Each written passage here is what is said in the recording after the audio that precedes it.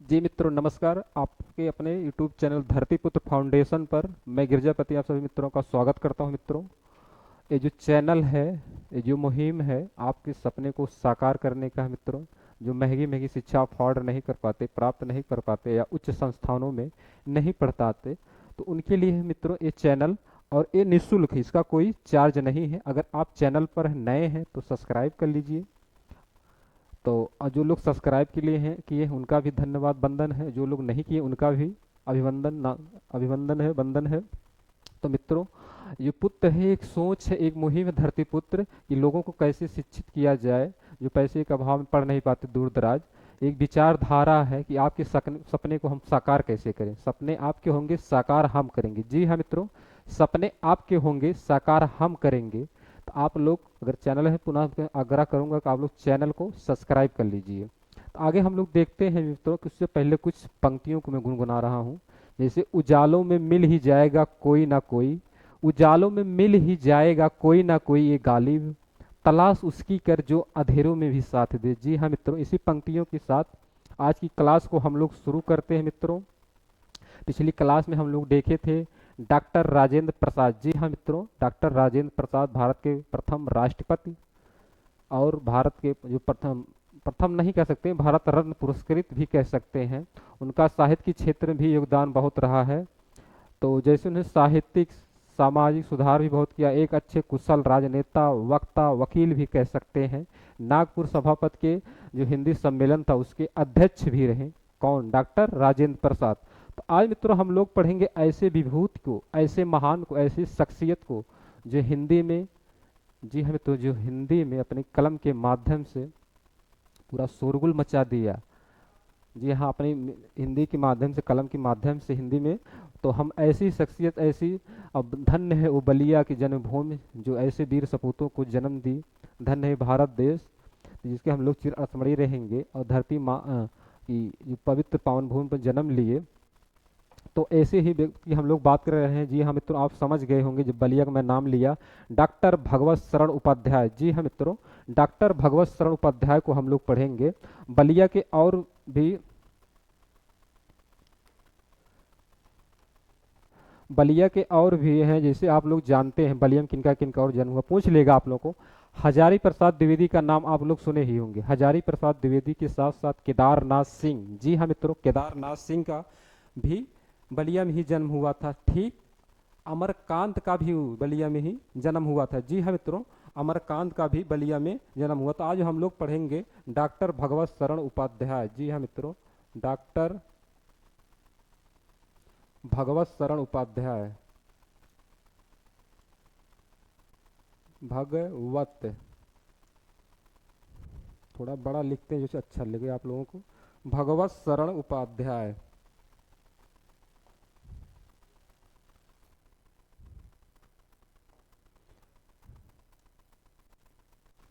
जी हाँ मित्रों, डॉक्टर भगवत शरण उपाध्याय।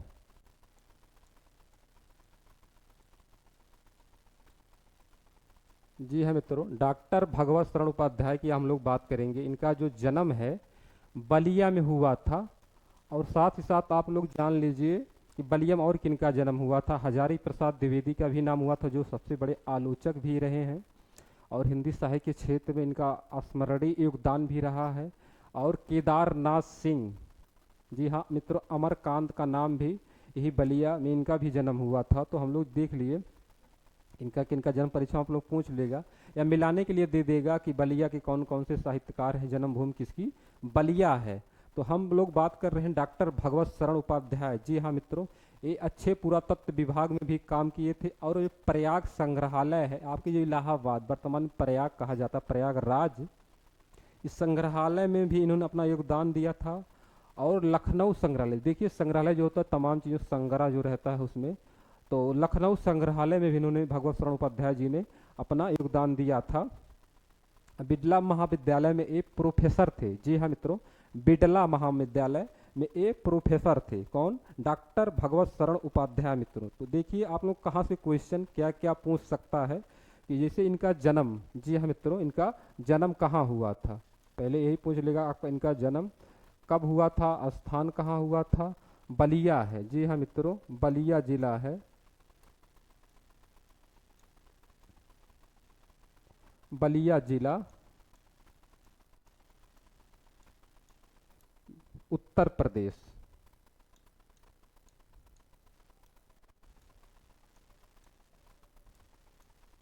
जी हाँ मित्रों, बलिया जिले के, बलिया जिला उत्तर प्रदेश में इनका जन्म हुआ था। स्थान की अगर हम लोग बात करें तो उजियारपुर, जी हाँ मित्रों, स्थान है उजियारपुर नामक एक गांव है, उसी में हुआ था।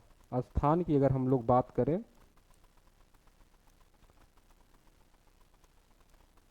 उजियारपुर,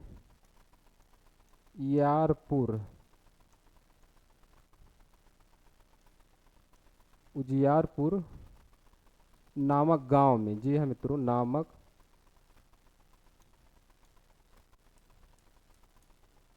गांव में, ये तद्भव शब्द गांव, गांव में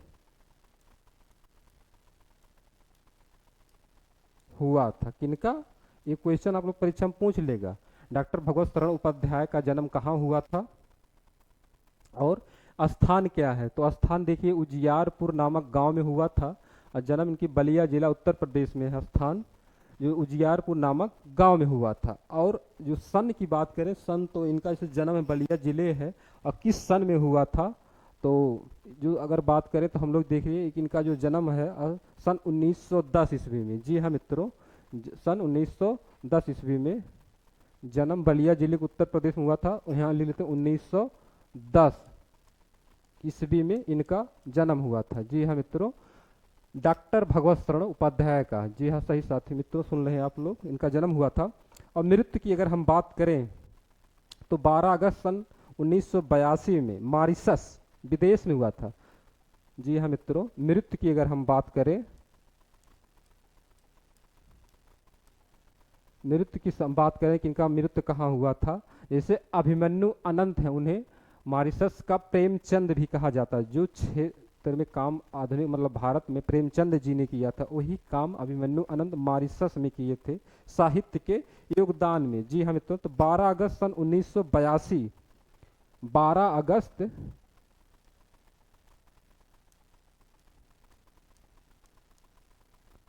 अगस्त 1982 ईस्वी में इनकी मृत्यु हो गई थी। और स्थान कहाँ था, तो स्थान मॉरिशस था। जी हाँ मित्रों, मॉरिशस,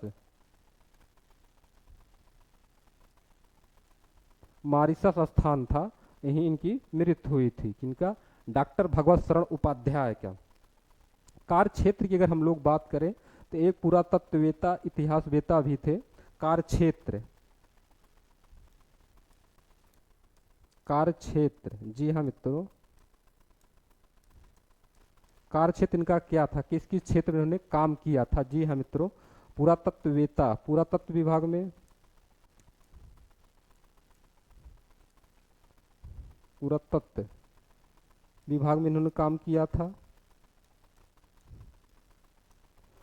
अध्यापक के रूप में भी काम इन्होंने किया था, प्रोफेसर थे ही। संग्रहालय में भी इन्होंने काम किया था, अभी आप सुने हैं इलाहाबाद और लखनऊ संग्रहालय में भी इन्होंने कार्य किया था। जी हाँ मित्रों, डॉक्टर भगवत शरण उपाध्याय, एक बार पुनः आप लोग देख लीजिए, जन्म इनका बलिया जिला है उत्तर प्रदेश से, सन 1910 ईस्वी में हुआ था। स्थान उजियारपुर नामक गांव में हुआ था। मृत्यु की बात करें तो 12 अगस्त सन 1982 में है, मॉरिशस है एक विदेश में इनकी, मॉरिशस एक देश है, विदेश में हुआ था। कार्य क्षेत्र इनका जो पुरातत्व विभाग है, अध्यापक के रूप में भी इन्होंने कार्य किया। संग्रहालय, जी हाँ मित्रों, संग्रहालय में भी इन्होंने कार्य किया था। तो संग्रहालय में यहाँ या हो जाएगा पूरा, संग्रहालय में भी इन्होंने कार्य किया था। इनकी आलोचनाएं भी, कुछ पुस्तकें भी रहेंगी, तो बिल्कुल थी। जी हाँ मित्रों, विश्व साहित्य की रूपरेखा, इनकी जो आलोचना है, आलोचना क्या है, जो क्वेश्चन आप लोग परीक्षा में पूछ सकता है। देखिए एक ऐसे क्वेश्चन पूछेगा, इनकी आलोचना रचना कौन सी, आलोचना कौन सी अच्छी रचना है। जो आलोचना, देखिए आलोचना क्या होता है, पहले इसके समझ लीजिए आप लोग। जहाँ किसी व्यक्ति को गुण दोष, जी हाँ मित्रों, किसी व्यक्ति के गुण दोष, गुण और दोष दिखाने के लिए कोई रचना लिखी जाती है, दिखाने के लिए, दिखाने के लिए जब कोई रचना कोई साहित्यकार रचता है तो उसे आलोचना कहते हैं। तो इसी आलोचना, अब किन किन की रचनाएं जो कौन सी है जो आलोचनाएं हैं, इसको हम लोग देख लेते हैं। इनकी कौन सी रचना है जो आलोचना है। जी हाँ मित्रों, आलोचना को देखें, बहुत ही महत्वपूर्ण है परीक्षा की दृष्टि से। आप लोग पूछ लेगा विश्व साहित्य की रूपरेखा कैसी विधा है। एक आलोचना, जैसे विधाओं कई होती हैं, नाटक भी आप लोग जानते हैं, उपन्यास भी जानते हैं आप लोग, कहानी है, रिपोर्टाज है, आत्म कथा भी है। तो इनकी जो है ये रचनाएं हो गई। तो विश्व साहित्य की रूपरेखा, जी हाँ मित्रों, विश्व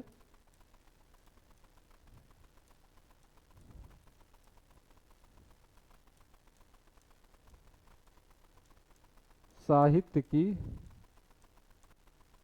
रूपरेखा, जी हाँ मित्रों, विश्व साहित्य की रूपरेखा, इनकी जो आलोचना है, विश्व साहित्य क्या है, गुण दोष क्या क्या है, उसके लाभ, और हिंदी साहित्य के क्षेत्र में उसका योगदान क्या है। तो अगली रचना जैसे साहित्य और कला, अगली जो इनकी रचनाएं हैं, साहित्य, ये आलोचना है, अभी यात्रा साहित्य भी आप लोग बताएंगे।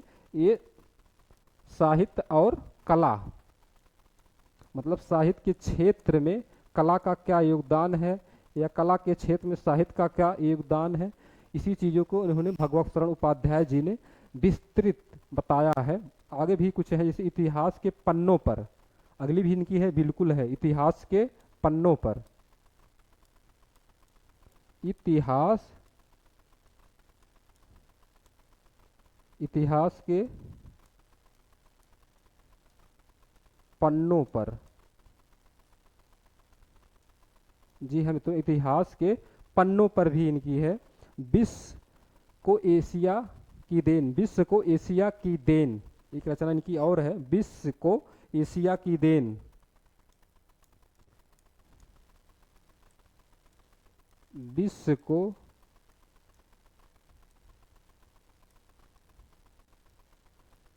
इसको एशिया की देन, इतिहास की नहीं, एशिया की देन, विश्व को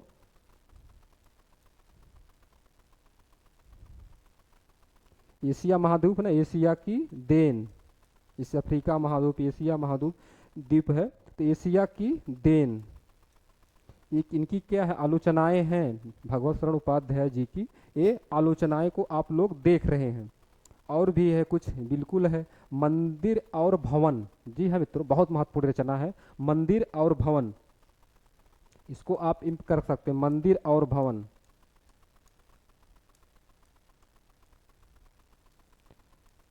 और भवन।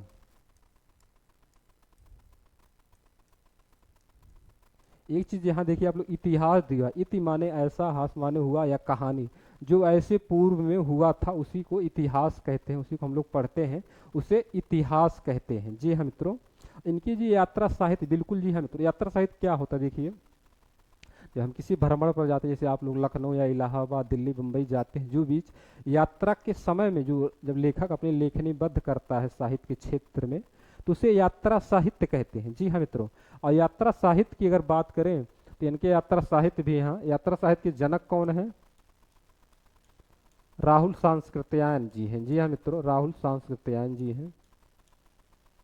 यात्रा साहित्य, पहले तो आप लोग जान लीजिए इसके जनक कौन, पूछ लेगा यात्रा साहित्य के जनक कौन है, आलोचना के जनक कौन है, पूछ लेगा बिल्कुल। जी हाँ मित्रों, बालकृष्ण भट्ट जैसे आलोचना के जनक कहे जाते हैं। तो यात्रा साहित्य के जनक, जनक इसके हो जाएंगे प्रवर्तक, पिता जिसे आप कहते हैं, तो राहुल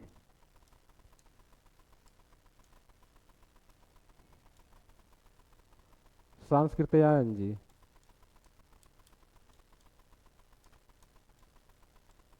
इनका पूरा नाम था, जी हाँ मित्रों, इनका उपनाम की बात करें तो केदार नाथ पांडे था। इनका राहुल सांस्कृत्यायन का पूछ लेता, इनका उपनाम क्या था? आजमगढ़ के एक कनैला स्थान, आजमगढ़ जिले के कनैला नामक स्थान में इनका जन्म हुआ था। एक नहीं तीन तीन शादियां इन्होंने की थी। और 36, एक दो तीन चार नहीं 36 भाषाओं के ज्ञाता थे। जी हाँ मित्रों, घुमक्कड़ तरई भी नहीं की रचना है। जब आगे आप लोग पढ़ाएंगे बहुत उसमें आनंद आएगा और मज़ा भी रहेगा आप लोगों को। इस साहित्य में कैसे जिया जाता किस, उसमें आप डूबिए, जितने भी डूबेंगे उतने हीरे मोती जवाहरात मिलेंगे, कहावत है।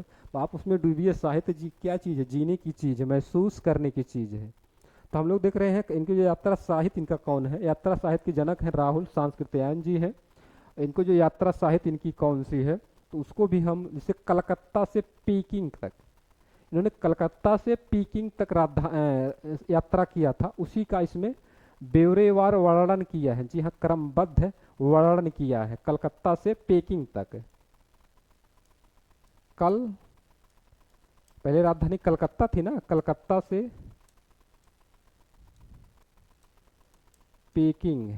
जी हाँ मित्रों, कलकत्ता से पेकिंग। तो इनका ये यात्रा साहित्य है। जी हाँ मित्रों, अन्य ग्रंथ भी जैसे इनकी अगर लिखे हम लोग, अन्य ग्रंथ इनके हैं तो बिल्कुल हैं। अन्य ग्रंथ महत्वपूर्ण ग्रंथ है। यहाँ आप लोग देखिए, महत्वपूर्ण।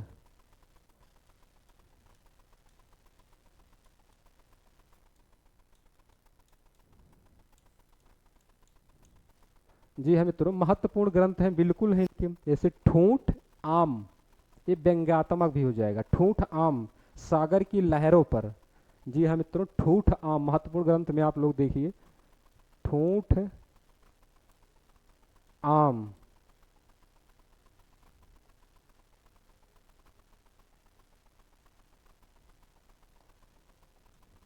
ठूठ आम, फलों का राजा आम, ठूठ आम इनकी हो गई ये महत्वपूर्ण रचनाएं। और भी हैं तो बिल्कुल हैं, जैसे ठूठ आम हो गया इनके।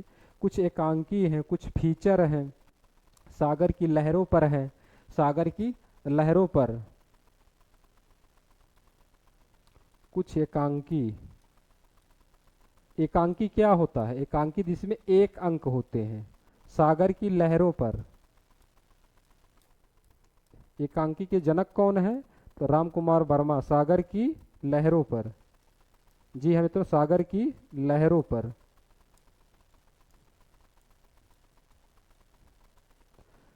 एकांकी के जनक कौन है? राम कुमार वर्मा। एकांकी क्या होता है? जिसमें एक अंक होता है। नाटक के 10 अंक होते हैं, उसी में एक अंक एकांकी जैसे है, एकांकी जैसे उसी में आता है। एकांकी भाण है, प्रहसन है। तो एकांकी जिसमें एक अंक होता है, एकांकी के जनक कौन है? डॉक्टर राम कुमार वर्मा जी। जी हाँ मित्रों, डॉक्टर राम कुमार वर्मा जी हो जाएंगे। कुछ फीचर भी इनके हैं, बिल्कुल हैं। इतिहास साक्षी है इनकी रचनाएं हैं। Indian India in Kalidas. जी हाँ मित्रों, इंडिया इन कालिदास। इंडिया शब्द अंग्रेजी है लेकिन इन्होंने ऐसे ही लिखा, इंडिया इन भारत में कालिदास। कालिदास का आप लोग जानते हैं, इनकी रचना जो अभिज्ञान शाकुंतलम है, मेघदूत है, रघुवंशम है, कुमार संभवम भी उनकी रचनाएं हैं। इतिहास साक्षी है। जी हाँ मित्रों, इतिहास साक्षी है। महत्वपूर्ण जो इनके ग्रंथ हैं, इतिहास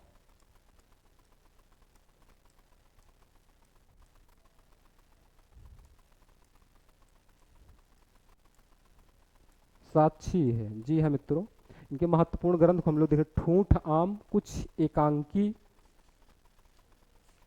और आगे क्या है? सागर की लहरों पर, इंडियन इन कालिदास, इतिहास साक्षी है। तो जी हाँ मित्रों, जो आपके सिलेबस में लगी हुई है इनकी रचना, वो क्या है? अजंता है। अजंता, अच धन अंता, इनका संध विच्छेद करेंगे ना, अच धन अंता, अजंता हो जाएगी। जी हाँ मित्रों, तो इनकी जैसे अब लेखन विधायक हो गई। साहित्य में पहचान इन्होंने, साहित्य में पहचान इन्होंने किस रूप में मिली थी? साहित्य में पहचान, जैसे यहाँ आप लोग देखिए इनकी साहित्य में कैसी पहचान मिली, किस तरह से साहित्य में पहचान।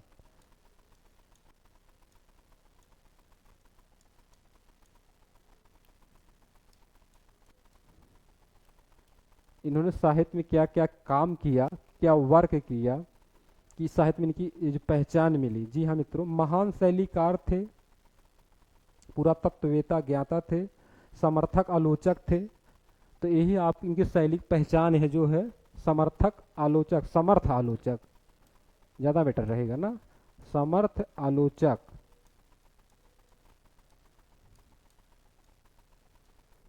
जी हाँ मित्रों, समर्थ आलोचक थे। इसी रचना के आधार पर इन्होंने इनको जो क्या है, ये साहित्य में इनको योगदान मिला था। आगे जैसे महान शैलीकार थे। जी हाँ मित्रों, महान शैलीकार भी थे।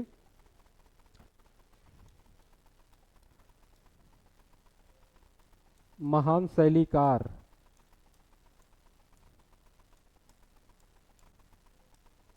शैलीकार थे। जी हाँ मित्रों, तो इनकी जो अजंता रचना, इसको हम आप लोग सिलेबस में लगी, इसको पढ़ना आप लोगों को। अजंता जो महाराष्ट्र में है, तो इसी को हम लोग अध्ययन कर। भाषा इनकी, आप लोगों को भाषा भी पूछ लेगा परीक्षा में कि भाषा इनकी क्या थी, साहित्यिक थी। साहित्यिक के साथ साथ सहज, सरल, परिमार्जित भी कह सकते हैं। परिष्कृत और परिमार्जित इनकी भाषा थी। जी हाँ मित्रों, भाषा इनकी क्या थी,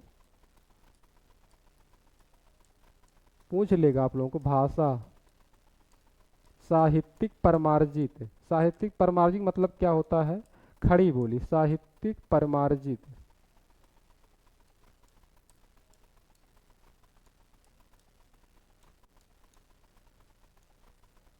जी हाँ मित्रों, साहित्यिक परिमार्जित इनकी भाषा की जो क्या भाषा थी। और शैली इनकी के क्या थी, शैली। जी हाँ मित्रों, शैली बिल्कुल इनकी क्या थी, शैली की विवेचनात्मक थी, तो बिल्कुल थी। लिखने की जो शैली होती है, टेक्निक, शैली,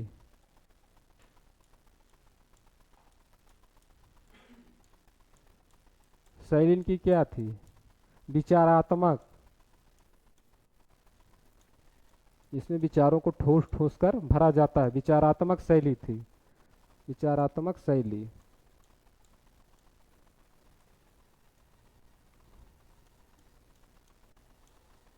भावात्मक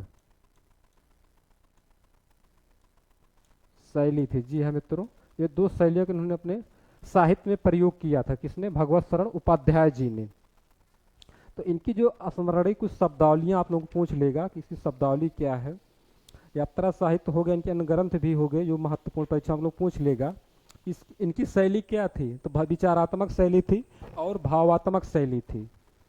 और स्मरणीय जैसे खूबी, कुछ शब्दावलियां जो महत्वपूर्ण है आप लोगों को। खूबी, खूबी माने क्या होता है, महत्वपूर्ण शब्दावली।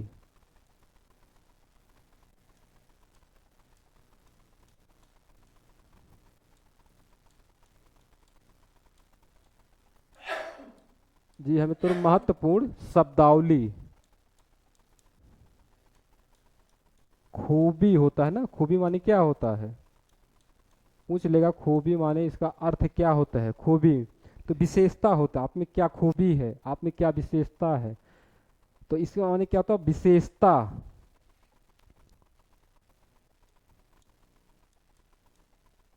विशेषता, जी हमें तो विशेषता होता है इसके माने। और सूबे, सूबे माने पहले कहा जाता सूबे, सूबे माने क्या होता है, प्रांत। अब प्रांत माने क्या होता है, राज्य। जैसे अवध प्रांत, राज्य। यहाँ आप लोग समझने के लिए लिख सकते हैं, राज्य भी होता है। सूबे माने क्या, प्रांत या राज्य भी हो जाएगा। नजारे माने क्या होता है, दृश्य। जी हाँ मित्रों, नजारे।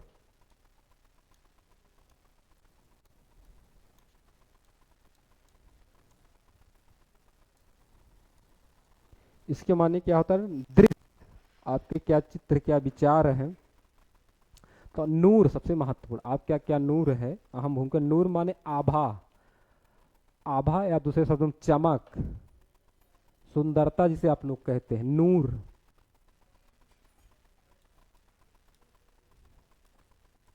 क्या होता है, चमक। तो हम लोग देख रहे हैं महत्वपूर्ण शब्दावली। जी हाँ मित्रों, तो इसमें देख लिए हम लोग। और बच रहा है गुहा। गुहा माने क्या होता है, गुफा। तत्सम और तद्भव है ना, गुफा। चितेरे माने क्या होता है, कुछ शब्दावलियां और भी हैं, गुहा है। गुफा है। चितेरे, कुशल चितेरे कहते हैं ना, कुशल चितेरे है, तो इसके माने क्या, चित्रकार। चित्रकार के क्षेत्र में नाम ले तो राजा रवि वर्मा का नाम आ जाता है ना, तो चितेरे माने चित्रकार हो जाएगा। तो जी हाँ मित्रों, चित्रकार। तो हम लोग आज पढ़ रहे हैं डॉक्टर भगवत शरण उपाध्याय जी को। भगवत शरण उपाध्याय जी को हम लोगों ने पढ़ा कि इनकी क्या पूछ लेगा आप लोग परीक्षा में कि खूबी माने क्या होता है, विशेषता। खूबी माने क्या होता है, विशेषता। सूबे माने क्या होता है, प्रांत। इनकी शैली क्या थी, विचारात्मक थी, भावात्मक शैली थी। इनकी भाषा क्या थी, साहित्यिक परिमार्जित थी। और भी पूछ लेगा परीक्षा में आप लोगों को, एक प्रतियोगी परीक्षाओं के लिए भी बहुत ही महत्वपूर्ण होगा।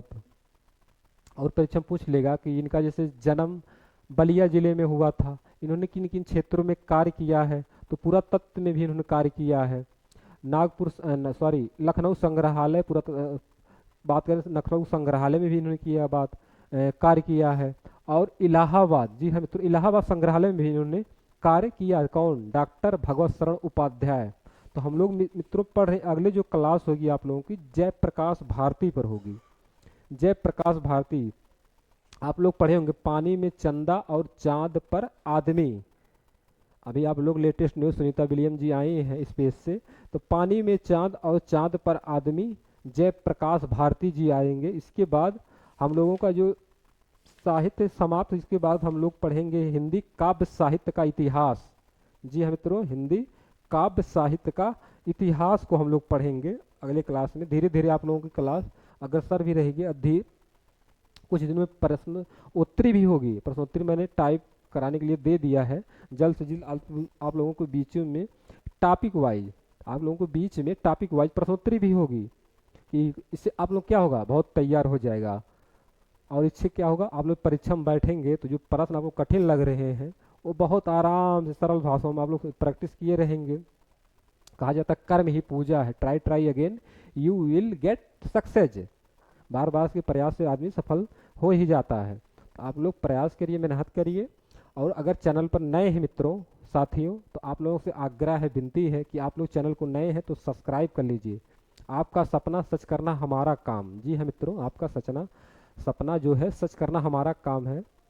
दिल जीतेंगे हम अपने काम से। जी हाँ मित्रों, घनानंद सर का एक प्रयास है कि जो दूर दूर बैठे हैं रेड़ी वाले, किसान, गरीब, मजदूर, मजलूम कि बेटे जो पैसा के अभाव में नहीं पढ़ पाते, उनकी ड्रीम है कि सबको शिक्षित किया जाए, आगे बढ़ाया जाए। पैसा के अभाव में कोई जो शिक्षा है वो शिक्षा महंगी, देखिए आप, शिक्षा महंगी है, कोचिंग तमाम देखिए महंगी महंगी शिक्षा, लेकिन इसी प्लेटफॉर्म पर निःशुल्क है, कोई चार्ज नहीं है, निःशुल्क तो है।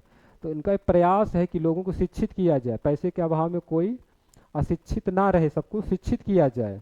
तो इसी पर मैं अपनी वाणी को विराम देता हूँ मित्रों। अगली क्लास में फिर हम लोग नई ऊर्जा, नई एनर्जी के साथ मिलेंगे। आशा करते हैं कि आप लोग अच्छे से भी होंगे। कोई समस्या दिक्कत हो तो आप लोग कमेंट के माध्यम से भी सूचित कर सकते हैं। आपका दिन शुभ हो, रात्रि मंगलमय हो। जय हिंद, जय हिंदी।